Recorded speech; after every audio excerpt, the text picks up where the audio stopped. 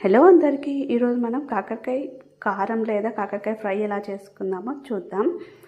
మామూలుగా గుండ్రంగా కట్ చేసుకొని వాటిని ఆయిల్లో డీప్ ఫ్రై చేశాను. డీప్ ఫ్రై చేసినాక దాంట్లో కొంచెం 2-3 పచ్చిమిర్చి, కరివేపాకు, పల్లీలు, వెల్లుల్లి ఎక్కువ తీసుకుంటున్నాను.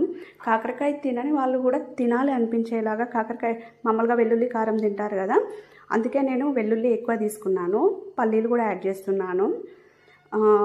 ఇవన్నీ తీసుకొని కొంచెం ఉప్పు, కారం, ఆయిల్కి ఫ్రై కోసం డీప్ ఫ్రై చేసినాక మళ్ళీ పోపు వేస్తున్నాను. నేను ఇక్కడ పోపు గింజలు వేసాక పచ్చిమిర్చి, కరివేపాకు, వెల్లుల్లి, పల్లీలు అన్నీ యాడ్ చేసి బాగా ఫ్రై అయ్యాక ఆల్రెడీ మనం డీప్ ఫ్రై చేసుకున్న కాకరకాయ ముక్కలు ఉన్నాయి కదా, వాటిని కూడా యాడ్ చేసుకుంటున్నాను. నేను తీసుకున్న క్వాంటిటీకి ఒక 1/2 kg కాకరకాయ తీసుకున్నాను. దానికి 2 స్పూన్ కారం, 1 స్పూన్ ఉప్పు తీసుకున్నాను.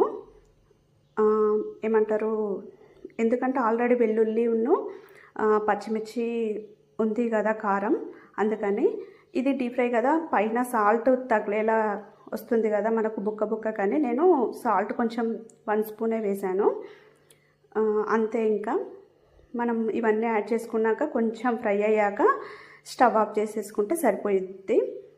Please like, share, subscribe my channel Shravya Janga.